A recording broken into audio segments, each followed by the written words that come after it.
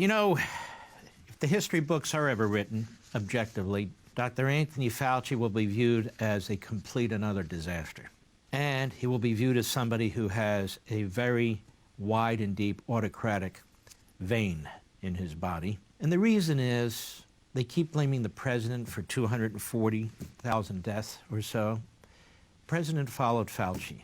Fauci's been all over TV. May I say, he is a media whore. That's right. That's right. Sometimes I wonder, what does he do every day? I mean, he's in studios day in and day out, radio day in and day out. You're the infectious disease guy. And all he gets on there and all he does is talk about politics. He goes on shows where he knows he's going to be asked political questions to trash the president or trash colleagues he disagrees with. And all he's ever said is wear a mask and socially distance. Wear a mask and socially distance. How many degrees do you need for that? This vaccine or these vaccines are being developed have nothing to do with him. The therapeutics being developed have nothing to do with him. Maybe his office will take a look at it or so forth, but he hasn't moved the ball 1 inch. But they like him because, number one, he demands autocratic solutions. And number two, it's clear that he likes the Democrats and he wanted Biden. To me, that's quite obvious. In fact, it's beyond obvious. And so, of course, CNN asks him the other day, what about this impending transition amid the pandemic? Isn't there a problem, Dr. Fauci? Go. President Trump's administration is refusing to acknowledge reality. They're blocking the transition process. There you go. There's a reporter. And, you know, President Trump's refusing to acknowledge reality. Kind of a jackass is this fake tapper guy. And, you know, whereas Fauci used to say, I don't get involved in those kinds of debate, he can't wait. Go. With President-elect Joe Biden's team, including any transition related to fighting the pandemic, how problematic is it for the fight against the coronavirus if the NIH and your agency and other government experts are not able to begin communicating with President-elect Biden's team, which, as you know, has its own expertise in fighting pandemics? All right, let's stop, because that's really not a question. That's a debate point. Ladies and gentlemen, even should Biden win this thing, Trump leave, everything is in place. It's not like political appointees are in charge of this. What's amazing to me is the very operations he mentions, Tapper, NIH, the FDA, HHS, Fauci's operation, they're not going to change one whit. 99.999% of the personnel there are civil servants, and some of them are union. So it's not going to change in the least. So the procedures set up, where the purchasing of the vaccine has taken place, where the distribution of the vaccine is already in order, none of it's going to change. So Biden will hit the ground running. What's going on here is a big propaganda move. They're going to want you to believe, and this is why Biden keeps saying, more people are going to die if we're not in on this, and Fauci will say it's problematic and so forth. It's because Biden wants credit.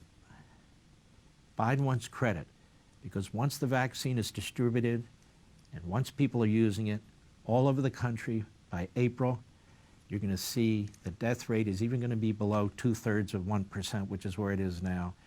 The case level will plummet. It'll all be due to Operation Warp Speed having nothing to do with Biden. But the media want to lay the foundation that it's Biden. Go ahead.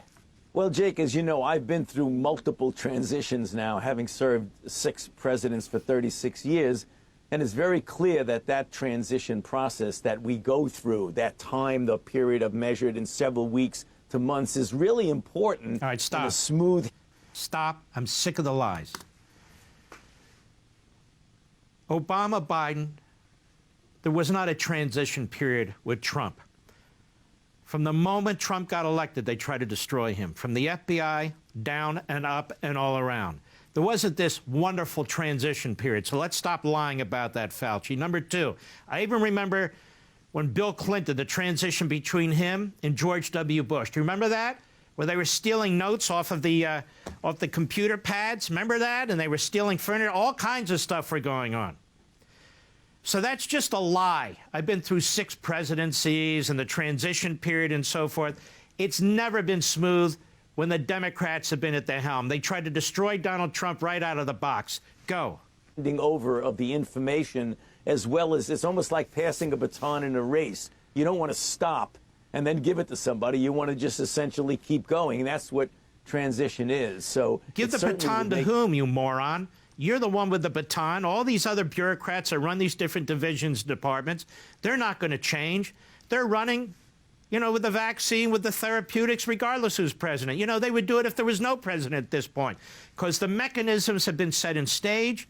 The payments have been made. The capital investment was ordered by the President of the United States. The distribution is ready to go. The production is already underway. This is such a lie. Fauci is the worst. Go ahead. More smoothly if we could do that. So just as a public health measure. So here you go. Think so Mr. Public Health. Yeah, go ahead. What, Jake? a good idea if your team would be able to work with the Biden-Harris transition team right now, just in terms of what's best for the public health of the American people? Of course, Jake. That's obvious. Of course it would be better if we could start working with them. When is the last time President Trump attended? All right, stop a second.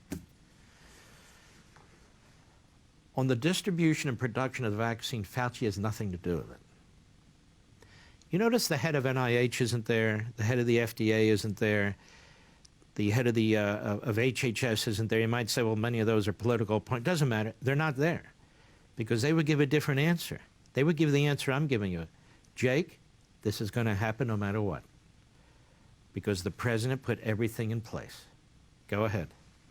You know, it was months ago, but, you know, when we have our task force meeting, it's run, as you know, by Vice President Pence. And the vice president then translates that to the president himself. But the last time the president was physically at a task force meeting was several months ago. So what? It's not like he was hiding out in the basement like Joe Biden. Why does this matter if he's at that meeting or not, ladies and gentlemen? When the vaccines, we just had Pfizer come out yesterday and said, now that we've looked at all our data, our vaccine is not 90% effective. Moderna said theirs is 94.5%. They said now ours is 95% effective. And in 3 weeks, we'll be going to the FDA, and we hope to have an emergency approval ready to go. The first shots in December. In December.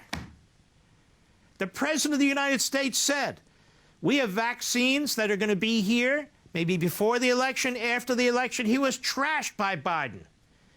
This guy, Fauci, was very hesitant. Maybe the end of the year, the beginning of the year, maybe we won't have it till spring. You know what else he said? And I'm doing this by memory. Everybody won't be vaccinated for another year or two. We may be stuck with everybody will be capable of being vaccinated now by April or May because the president already is producing the vaccines, the syringes and the vials. They already paid for it. The machines are already kicking in with the vaccine. They're ready to ship as I speak.